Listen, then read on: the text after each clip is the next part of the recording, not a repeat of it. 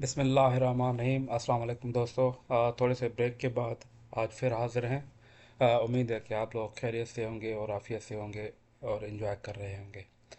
तो आज से जो हम बात करने जा रहे हैं वो सऊदी अरेबिया की यूनिवर्सिटीज़ में जो मास्टर्स और पीएचडी ऑन स्कॉलरशिप बेसिस हम किस तरह अप्लाई कर सकते हैं, उनके लिए क्या रिक्वायरमेंट्स हैं और उनका फॉर्म किस तरह फिल कर सकते हैं, और आइलेट्स लाजमी है या नहीं है।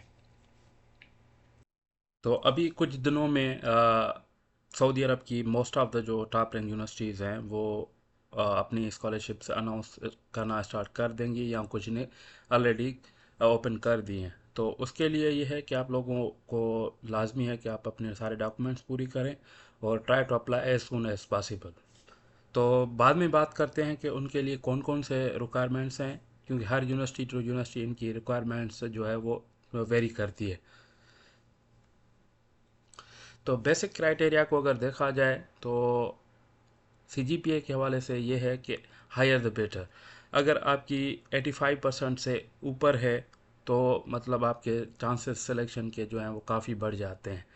और 3.5 मतलब सीजीपीए के हवाले से देखा जाए 3.5 से ऊपर है तो आपके चांसेस बहुत ज़्यादा बढ़ जाते हैं। और ये भी नहीं है कि आपकी अगर इन सीजीपीए या परसेंटेज से कम है तो आप अप्लाई ही नहीं कर सकते। बिल्कुल आप लोग अप्लाई कर सकते हैं, मगर यह है कि आपके चांसेस कंपेयर टू देम जिनकी परसेंटेज वगैरह हायर है वो उनके निस्बत में आपके जो सिलेक्शन के चांसेस कम हो जाते हैं।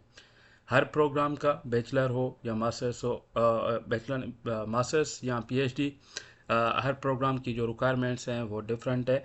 मैं आप लोगों को एक जर्नल तरीका बता रहा हूँ कि सऊदी अरब की कौन सी यूनिवर्सिटीज़ में किस तरह स्कॉलरशिप ढूंढ सकते हैं और उसके लिए किस तरह सर्च करना है, फॉर्म किस तरह फिल करना है और उनकी रिक्वायरमेंट्स को हम किस तरह मीट कर सकते हैं, उनको कैसे पता चले कि उनकी क्या क्या रिक्वायरमेंट्स हैं।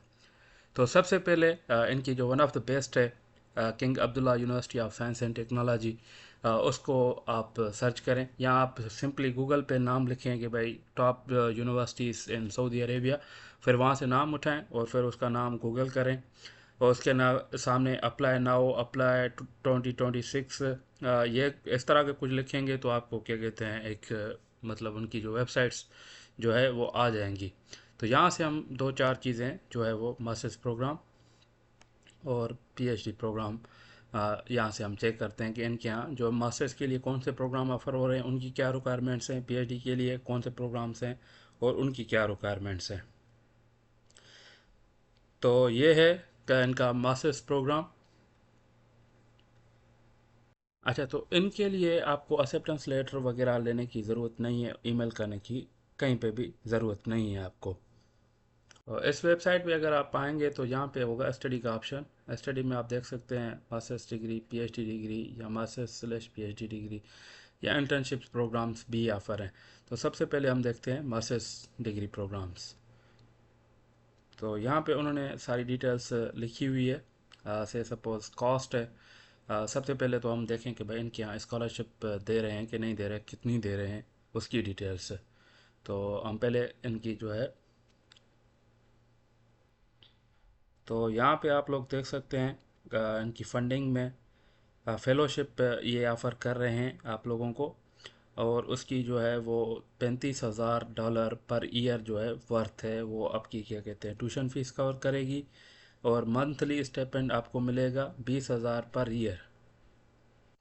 $20,000 पर ईयर मतलब ये राउंड अबाउट तकरीबन 1500-1600 बन जाते हैं per month for masters student. और $30,000 जो है वो पीएचडी स्टूडेंट्स के लिए। तो ये बन जाते हैं कोई round about $2500 for the PhD. और ये सारी चीज़ें student depending on the qualification and academic progress. तो ये ये चीज़ें कम भी हो सकती हैं। और क्या कहते हैं इसके साथ साथ आप लोगों को ऑन कैंपस हाउसिंग दी जाएगी। और बहुत ही ज़बरदस्त किस्म की हॉस्टल्स वगैरह होती हैं, इंश्योरेंस मेडिकल होगी। और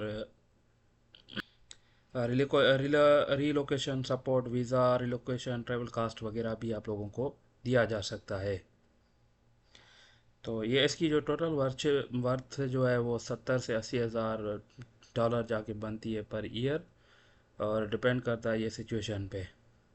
और इसको अगर हम पीकेआर में बात करें तो पाकिस्तानी तकरीबन राउंड अबाउट 4 से 5 लाख बनते हैं मास्टर्स के, और पीएचडी वालों के लिए 6 से 7 लाख पर मंथ बनते हैं पीएचडी वालों के स्टाइपेंड। तो वन ऑफ द बेस्ट, मतलब पूरी दुनिया में अगर देखा जाए तो इतना अमाउंट जो है वो बहुत ही कम यूनिवर्सिटीज़ देती हैं मास्टर्स प्रोग्राम्स के लिए या पीएचडी प्रोग्राम्स के लिए। हाँ, अलबत्ता ये है कि आपको हांगकांग पीएचडी फेलोशिप्स जो है वो ऐसे ज़्यादा स्टाइपेंड देती हैं पर मंथ। तो ये है कि आप लोगों को स्टाइपेंड के साथ साथ बाकी चीज़ें भी काफ़ी सारी आपकी फ्री हैं। तो अगर आपके पास ये अपॉर्चुनिटी अवेल कर जाते हैं, मगर ये है कि मिलती लिमिटेड बंदों को है, क्योंकि कंपटीशन बहुत ज़्यादा हाई होता है। हर साल ऐसे समझें कि हज़ारों एप्लीकेशंस आती हैं, both in KAUST King Abdullah University of Science and Technology and also King Fahd university.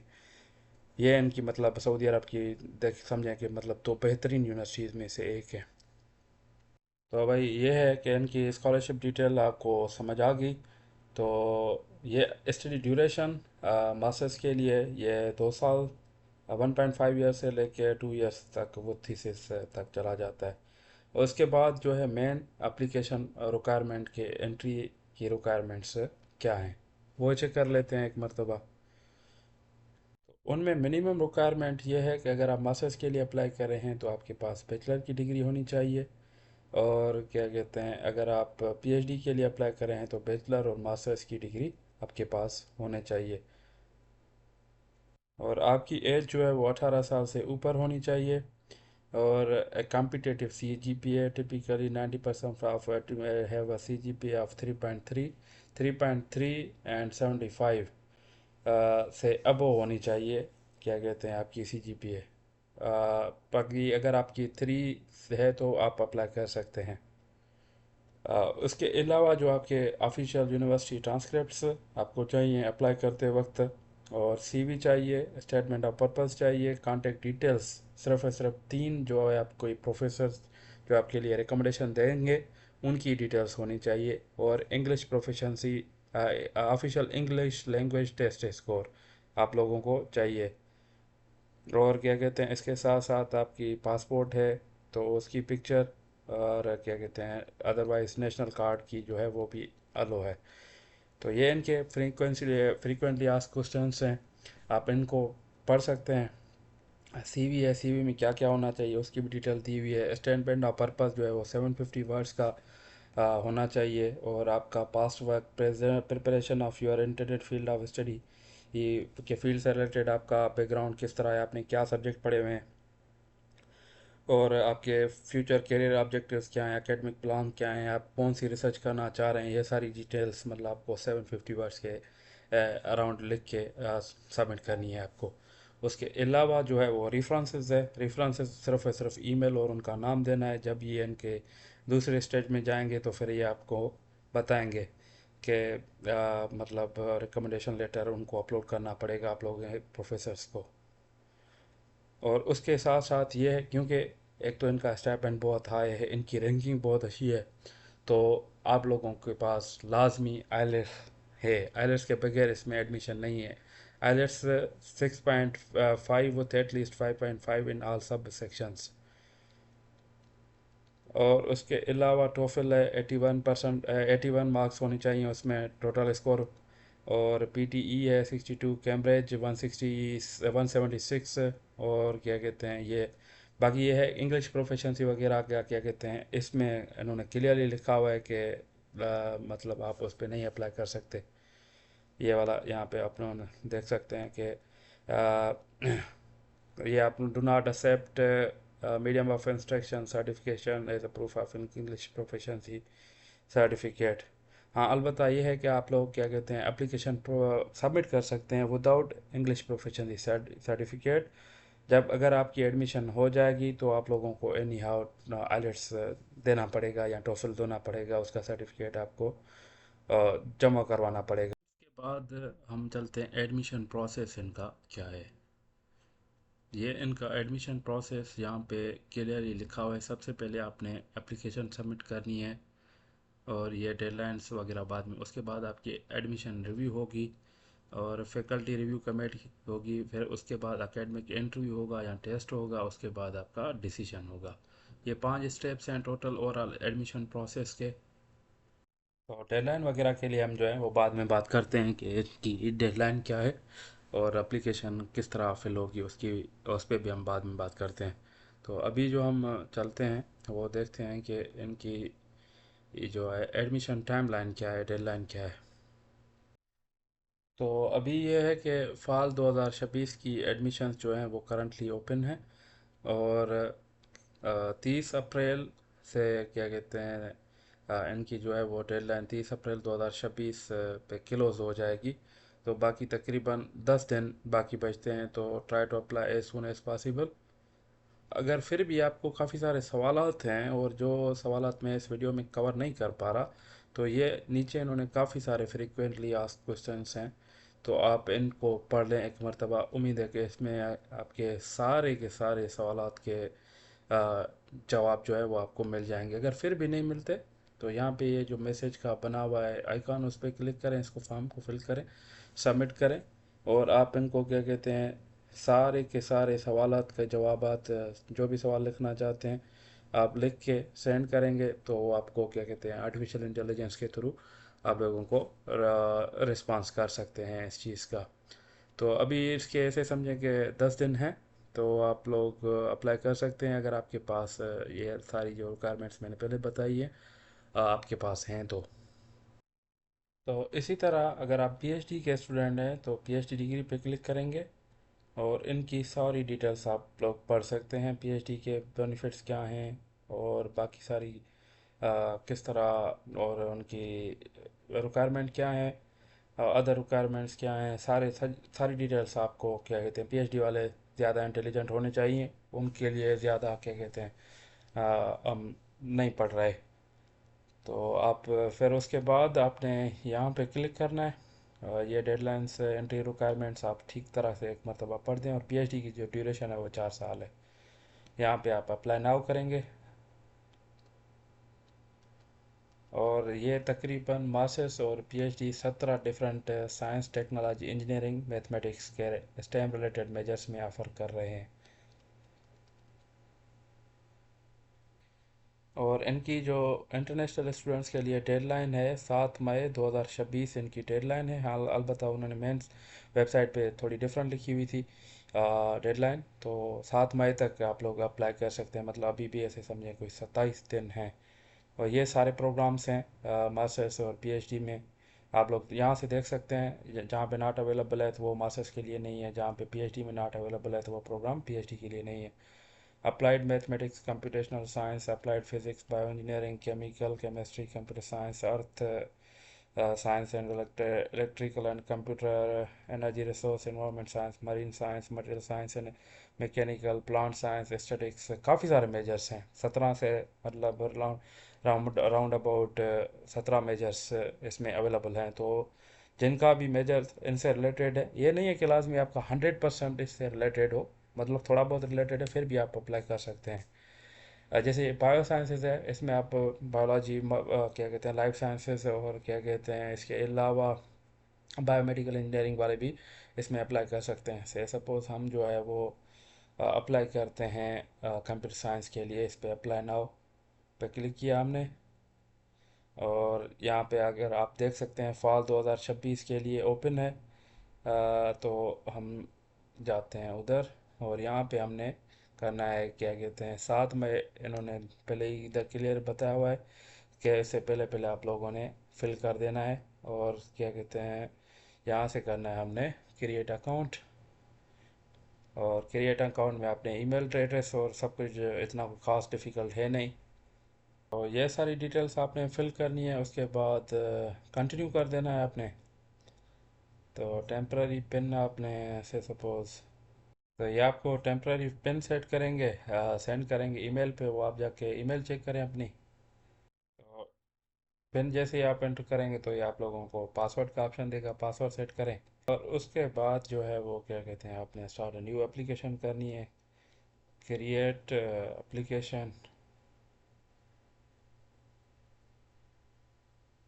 और ओपन एप्लीकेशन करना है इसके बाद। तो यार यहाँ पे कोई तकरीबन 11 जो हैं स्टेप्स हैं इस एप्लीकेशन में। और यहाँ से जो रेड स्टॉक है स्ट्रिक लगा हुआ है वो लाजमी है।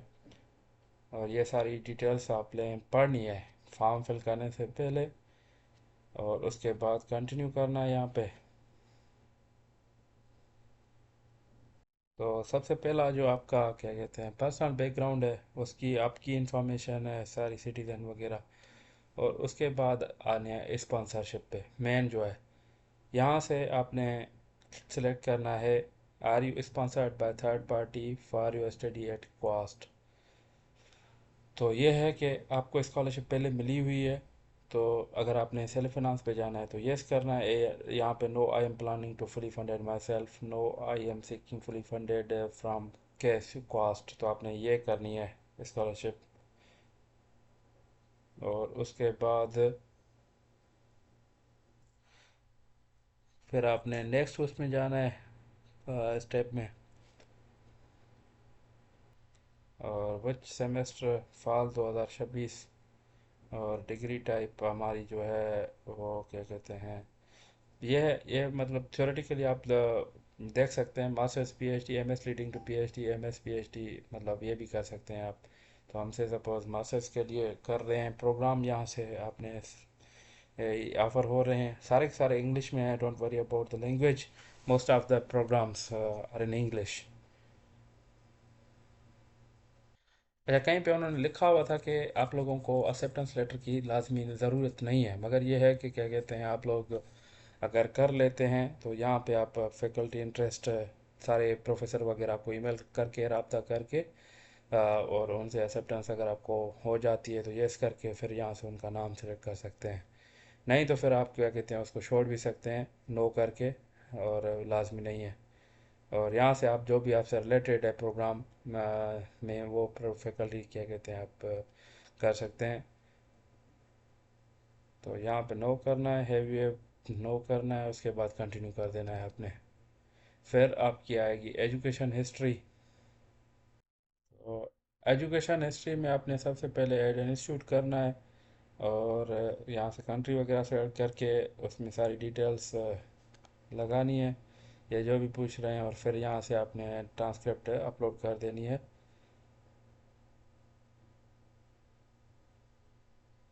ठीक हो गया। उसके बाद है आपका क्या कहते हैं ये सारी मतलब अगर आप पीएचडी के लिए अप्लाई कर रहे हैं तो बैचलर मास्टर्स अपलोड करनी पड़ेंगी। और उसके साथ साथ स्टेटमेंट ऑफ पर्पस और क्या कहते हैं सीवी आपने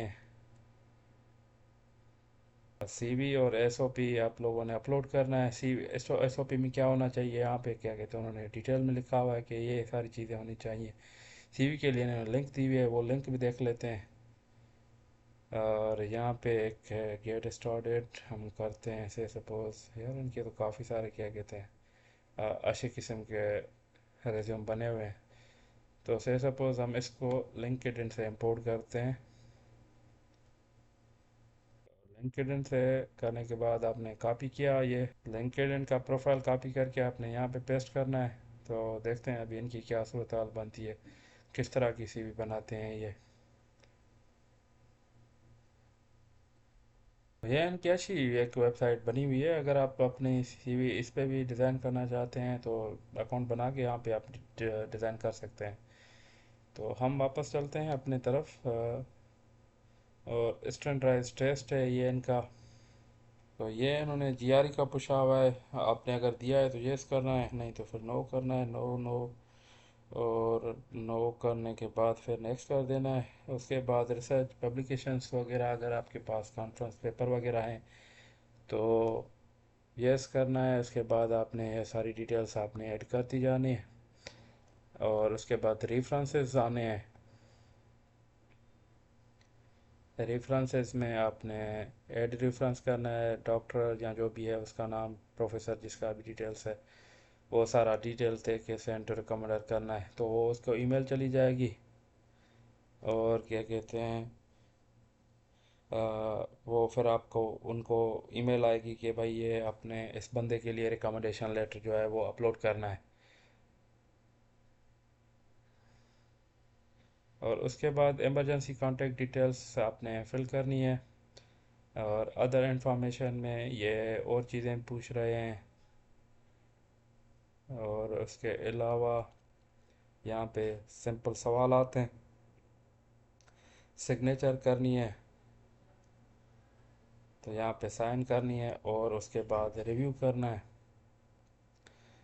तो रिव्यू करने के बाद सेव फॉर लेटर करना है, क्योंकि मैंने काफ़ी कुछ भी फिल नहीं किया। तो इस तरह जो है वो फिर आपके जो है वो एप्लीकेशन सबमिट का बटन आ जाएगा, वो आप क्लिक करेंगे तो आपकी क्या कहते हैं, जैसे ये एरर्स आप ख़त्म करेंगे तो आप लोगों को क्या कहते हैं सबमिट का बटन आएगा, फिर वो प्रेस करके आप लोग फिर सबमिट कर देना। तो इस तरह आपका मास्टर्स के लिए या पीएचडी के लिए अप्लाई हो जाएगा। तो ये एक सिंपल और आसान तरीका है king Abdullah University of Science and technology में आने का। और अगर आप मास्टर्स के लिए अप्लाई कर रहे हैं तो आपको 4 से 5 लाख का स्टाइपेंड मिल सकता है। अगर आप पीएचडी के लिए अप्लाई कर रहे हैं तो 6 से 7 लाख स्टाइपेंड आपको मिल सकता है।